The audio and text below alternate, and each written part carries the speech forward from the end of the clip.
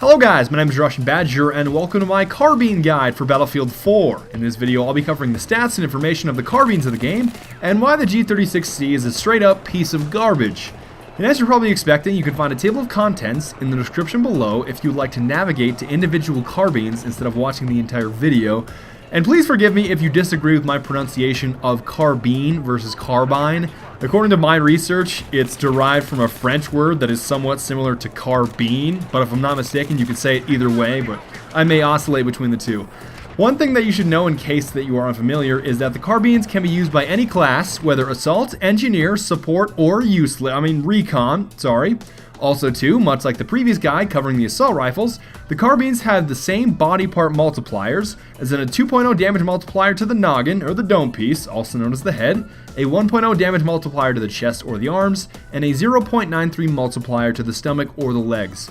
Of course, if the adversary you are shooting happens to be running the defensive spec, which he probably is, he takes a decreased amount of damage in the chest region, dropping the multiplier down to 0.93 times. It doesn't make him into a juggernaut by any means, but he's certainly stuffing socks in there or something, so he's at least marginally better at getting shot in the chest. I don't know if that's a skill that you should brag about, but another note is that throughout the guide, I'll be mentioning maximum and minimum damages, and that's all dependent on the distance between the rando you are shooting and you.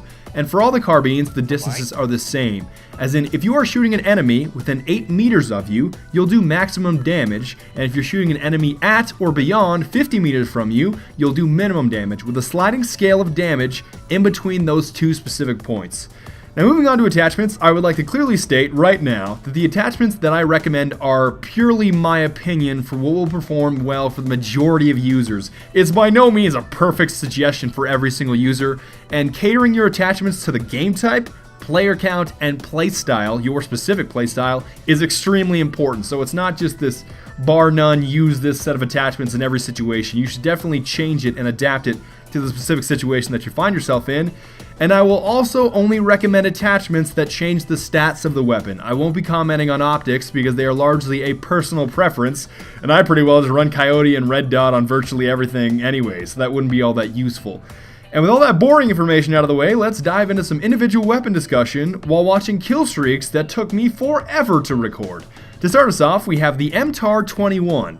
The MTAR-21 is a max damage of 25 and a minimum damage of 18, firing at a rate of 900 rounds per minute with a tactical reload time of 2.5 seconds and an empty reload time of 3 seconds, holding a max capacity of 31 rounds. Now the first thing that you should know is that if you have your heart set on taking down your enemies as quickly as possible while using a carbine, look no further. This thing kills faster than any other carbine with a damage model that is almost identical to the AEK, believe it or not, with the same rate of fire, yet a slightly different damage over range. However, the advantage that the MTAR has over, those guns that I call chainsaws, that basically the rate of fire is so high that they can cut things in half. The advantage that the MTAR has over so many of those other weapons is that it's a bullpup.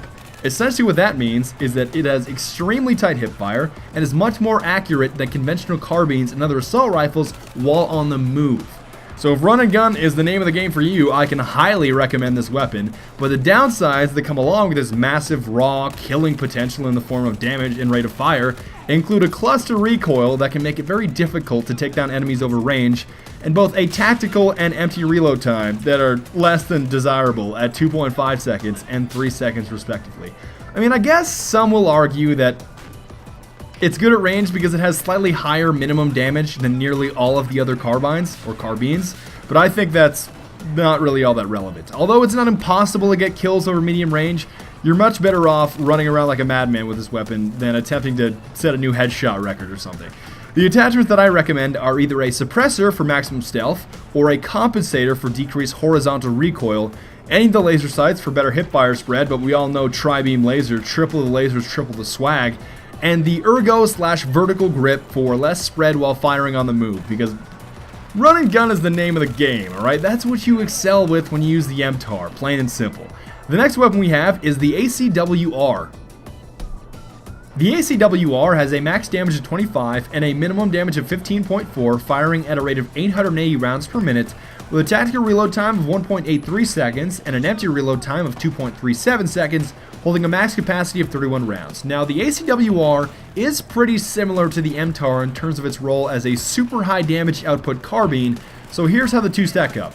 The ACWR kills slightly slower than the MTAR at close range, as it has the same max damage yet fires 20 rounds per minute slower. It also has worse hip fire and is less accurate while firing on the move, because obviously it's not a bullpup. It happens to have similar recoil patterns, and it's also similar to the MTAR, with the extremely high spread increase per shot, as in, I've mentioned this previously, but this is the way it works. If you fire it full auto, it gets really inaccurate much faster than the other carbines, but here's what it does better. Number one, it reloads so much faster, and I know that isn't necessarily enough to convince all of you to switch from the popular MTAR. It's not just perfect bait for you, but just having the ability to take down a few enemies quickly, swap mags, and proceed to get even more, I'm implying this, but double and triple kills afterwards is totally worth it. Especially when it comes down to tactically reloading, because the ACWR reloads nearly a second. Technically it's 0.7 seconds, but 0.7 seconds faster than the MTAR, which doesn't sound like a whole lot, but with close quarters orientation, and like basically what's this built for just close quarters combat, it will make all the difference, at least in my opinion. For attachments, I recommend something similar to the MTAR, as in a suppressor for stealth or compensator for horizontal recoil benefits, a laser sight, of course, and an ergo/vertical grip for decreased spread while firing on the move, because obviously it's another run and gun. The next weapon on the list is the SG553. The SG553 has a max damage of 25 and a minimum damage of 15.4, firing at a rate of 830 rounds per minute, with a tactical reload time of 2.15 seconds and an empty reload time of 2.65 seconds, holding a max capacity of 31 rounds. Now, I know you're going to laugh at me, but I literally call this weapon the Barbie, solely for the reason that you can make it into so many different things depending on the attachments that you put on it. First of all, the rate of fire at 830 rounds per minute and favorable reload times are enough to make it viable in close quarters. Now granted, don't think it's a chainsaw, alright? It's not FAMAS status. Don't get carried away here, but it will allow you to emerge victorious from the majority of close range engagements that you will happen to find yourself pickled up in. But also too, if you use it correctly, and it took me a while to even get used to this, that range though, I did not even realize. It has a more rightward recoil compared to the cluster recoil of so many other high rate of fire carbines, so it's easier to control over longer distances. It's very weird to get used to how great it is over distance. You can make this even easier by using attachments such as the stubby or potato grip and the compensator for massive recoil benefits, and if you're feeling extra special, or MLG Pro, or just Kia in general, even a heavy barrel and angled/folding grip setup, I mean, I guess it could work if you're skilled at controlling recoil already, but really the reason that you do it is the spread decrease is magical. But I do have to warn you, you do have to be pretty skilled at managing your recoil for that setup to work. Hell, you could even go with like an ergo vertical grip and a suppressor for a stealth class. So now you know what I mean when I call it the Barbie. Just make sure that you can actually use the attachments that you are slapping on it. However, my personal recommendation to you is the stubby or potato grip, compensator, and the laser sight to make it deadly in a variety of situations. I think that should work magic for the majority of you. The next weapon up for discussion is the A91. The A91 has a max damage of 25 and a minimum damage of 15.4, firing at a rate of 800 rounds per minute, with a tactical reload time of 2.7 seconds and an empty reload time of 3.3 seconds, holding a max capacity of 31 rounds. And I'm going to try my best not to bag on this thing, but really, the only thing that it has going for it are the spread advantages of being a bullpup. So, although it's great from the hip and while firing on the move, everything else is pretty terrible. Like for example, let me explain myself. Let's compare it to the SG553. When you break it down, the A91 has the same damage and magazine size, yet a worse rate of fire, worse reload times, and worse recoil. It's just like so many other situations where my brain just explodes thinking, Alan Kurtz, why did you even make the A91 when you have the SG553, my man? It's like, there is little, if any, incentive to use it when the SG553 exists. Just those little bullpup advantages, like they don't make it that much better. Like it doesn't make it justifiable to use the A91 over the SG553. It's just silly. A bullpup does not make it that much more appealing. The recoil on this thing is especially bad, making medium range kills fairly difficult. However, I'll at least give it credit.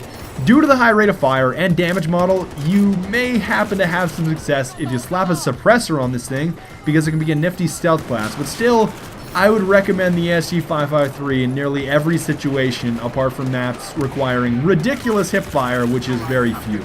But if you're still set on using it, I highly recommend the Compensator to deal with the awful horizontal recoil, a laser sight for hipfire benefits, and the potato/stubby grip for additional spread benefits. The next weapon on the list is the M4. The M4 has a max damage of 25 and a minimum damage of 15.4, firing at a rate of 800 rounds per minute, with a tactical reload time of 1.85 seconds and an empty reload time of 2.4 seconds, holding a max capacity of 31 rounds. And I have to say, when I started using this thing, I thought it was going to be awful, yet I was pleasantly surprised. Not only is this thing deadly, but I can use it in a variety of different roles with great success. So number one, it's got an amazing reload, nearly the fastest of all the carbines. It's also got predictable recoil that pulls to the right, unlike the cluster recoil of most of the other carbines. And I'm not sure why, but slapping a burrito, Qdoba, queso super suppressor on here actually worked quite well. It was stealthy enough to make me stay off the minimap, yet the 3-round burst made it somewhat viable at range. I'm not saying it's like a sniper rifle straight M98 Balula performance at range, but it was enough to get the job done. So although I happen to be having success with the suppressor, the burst fire carbines usually work really well with the angled/folding grips and heavy barrel or even no barrel attachment at all. I mean, just working to minimize spread will bring you mounds of success with the M4, especially if you're skilled at controlling upward recoil. As such, I would recommend either the potato/stubby grip for spread benefits or the angled/folding grip if you have trouble managing recoil, the heavy barrel, and laser sight for most users who are choosing to play more conservatively with this weapon. But you can go hard in the paint. I mean, with the burst fire, you still have 800 rounds per minute, so I mean, I guess you can go CQB if you want, and the reload is definitely on your side.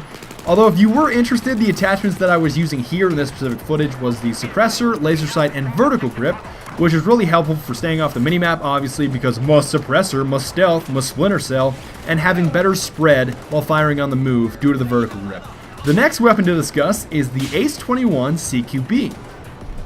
The Ace-21 CQB has a max damage of 25 and a minimum damage of 15.4, firing at a rate of 770 rounds per minute, with a tactical reload time of 2.1 seconds and an empty reload time of 3.1 seconds, holding a max capacity of 36 rounds. And although I've said in the past that no one cares how many ace kills you have, the Ace-21 is certainly a weapon that you must try if you haven't already. I'm not even going to call you any names if you do use it. I mean, just try it, man. It's a jack of all trades that virtually anyone can pick up and destroy with because it's so balanced in every aspect of its being. I mean, think about it this way.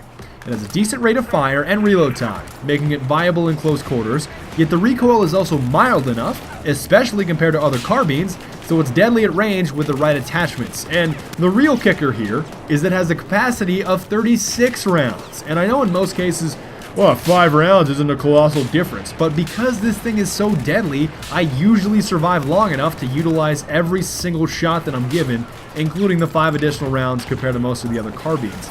It's just one of those things that you don't truly grasp it until you use the weapon extensively, and then you're just gonna have this magical moment where you're like, Badger, you sly dog! Now I get exactly what you were trying to say. I get it now. Like, the light bulb is turned on. I get it. As for attachments, I personally recommend the angled/folding grip because I like to make it into a laser beam with less first shot recoil, a laser sight, and a muzzle brake for less recoil. Just be careful about the spread when going full auto, and try to stick to short bursts if you can. The next weapon is a favorite of many, the AK-5C. The AK-5C has a max damage of 25 and a minimum damage of 15.4, firing at a rate of 700 rounds per minute, with a tactical reload time of 1.85 seconds and an empty reload time of 2.35 seconds, holding a max capacity of 31 rounds. Now, the real highlight of this weapon is the general usability and convenience in a variety of different situations. So, just to give you the rundown, number 1, the reload times are outstanding. It even has the fastest empty reload time of all the carbines. The recoil is also very easily managed, as it's not only more vertically oriented than the other carbines, but it's also mild overall, so there's no doubt in my mind that you will have an easy time staying on target. It also has the lowest first shot recoil multiplier of all the carbines. I'm gonna stop talking about the great recoil now because I think you already grasped that it's a laser beam. However, you may notice that you're outgunned in many situations when it comes to close quarters. 700 rounds per minute is not necessarily terrible, when it comes to close range engagements, but it's also by no means ideal. It's certainly no match for a chainsaw like the FAMAS or the AEK. I tend to play a more conservative style when I use the AK-5C, but you guys, I know enough of you guys are skilled enough to make it work for a variety of different situations, including CQB, so I'll leave that one up to you guys. For attachments, I recommend the muzzle brake for even less vertical recoil, the potato/stubby grip for wonderful spread benefits, and of course, the laser sight. The next weapon we have is the AKU-12. The AKU-12 has a max damage of 25 and a minimum damage of 15.4, firing at a rate of 680 rounds per minute, with a tactical reload time of 2.05 seconds and an empty reload time of 3 seconds, holding a max capacity of 31 rounds. Now the first thing to keep in mind is that this weapon has a higher rate of fire under burst fire at 750 rounds per minute instead of the 680 rounds per minute under full auto, and I strongly recommend staying in burst mode at all times for this thing. And I know I've referred to several of the previous carbines as having mild recoil, but you'll notice that this thing is like next level mild recoil, and you'll see it as soon as you start using it. It's like cheesing as soon as you start firing. Not only is the recoil super light, but it doesn't feel like you're popping popcorn when you're firing like other carbines or carbines. Like, I don't feel like my reticle is just bouncing all over the screen. It's a predictable pattern pulling comfortably up and to the right. And not surprisingly, it's a beast at medium range, especially with the right attachments. Now, that doesn't necessarily mean that it's terrible in close quarters, but keep in mind that you'll need a decent trigger finger to make the burst fire worth it in those tight situations. And for attachments, I strongly recommend that you make everything about reducing spread so that you can nearly go burst to burst and still make your bullets into laser beams at medium range. As such, I recommend the heavy barrel, or believe it or not, no attachment or even a flash hider can work well. As long as it doesn't increase the spread, it's usually very effective. You're going to want the angled/folding grip for better recoil, and of course a laser sight. The next weapon we have is the Ace-52 CQB. The Ace-52 CQB has a max damage of 34 and a minimum damage of 20, firing at a rate of 650 rounds per minute, with a tactical reload time of 2.2 seconds and an empty reload time of 3.1 seconds, holding a max capacity of 26 rounds. And this weapon is completely built around it having a much higher bullet damage per shot than other carbines. This makes it not only great at taking down multiple enemies, but also wonderful at range. But here's what you're not going to enjoy. Number one, the magazine size is smaller than the other carbines. Now granted, although you have less bullets, you do have more damage per bullet, so that can make up for it. Just be aware that you have 5 shots less than most of the other carbines. Number two, the reload time is pretty average, so that combined with the aforementioned smaller magazine size is something to keep in mind so you don't get shot in the face while changing mags. The recoil is extremely strong vertically and moderate horizontally, and it has the highest spread increase per shot of all the carbines. Just remember that under full auto, it gets extremely inaccurate extremely quickly. Short bursts are your best friend when using this thing. It can also be graded CQB if you're accurate due to the high bullet damage, but the rate of fire can be frustrating and very unforgiving if you miss your first shot or two, unlike something like the FAMAS or the AEK, where you can miss like your first 5 shots and still easily win the gunfight. In terms of attachments, I recommend maximum recoil reduction with the muzzle brake for less vertical recoil, the angled/folding grip for less first shot recoil addition, and the laser sight. The next weapon on the list is the Type 95B1. The Type 95B has a max damage of 25 and a minimum damage of 15.4, firing at a rate of 650 rounds per minute, with a tactical reload time of 2.75 seconds and an empty reload time of 3.4 seconds, holding a max capacity of 31 rounds. Starting with the upsides of this weapon, it has a mild recoil configuration which is very easy to control, a very favorable spread pattern due to the bullpup configuration, essentially meaning that it's got great hip fire and is excellent at firing on the move. Due to the rate of fire, it's also proficient at medium range, but that's about it for the positive characteristics. Here is what you are not gonna like. That's that I don't like. Number one, the reloads are terrible, the slowest of all the carbines. Number two, the rate of fire is really low and will nearly always get you dunked on in close quarters by anybody that has, I don't know, a functioning liver, depth perception, and a pulse. So beyond the stats right now, if I'm just talking to you man to man, this thing is no good. It's not amazing enough at range to make it a go-to weapon because the reload time is so awful, and if someone tries to sneak up on you, there's no way you're going to win that gunfight with 650 rounds per minute, at least the majority of the time. So I can't say that I personally recommend this weapon, but if you do insist on using it, I recommend the heavy barrel to minimize spread, and if you can effectively manage the recoil on your own as well, the potato stubby grip for more spread benefits, and of course, the laser sight. Tri-beam master race reporting in. The final weapon on the list is an abomination that Alan Kurtz really should have just removed from the game, which is called the G36C. The G36C has a max damage of 25 and a minimum damage of 15.4, firing at a rate of 650 rounds per minute, with a tactical reload time of 2.1 seconds and an empty reload time of 2.85 seconds, holding a max capacity of 31 rounds. And allow me to start off by saying this weapon is not effective. I mean, it just isn't. Think about it, alright?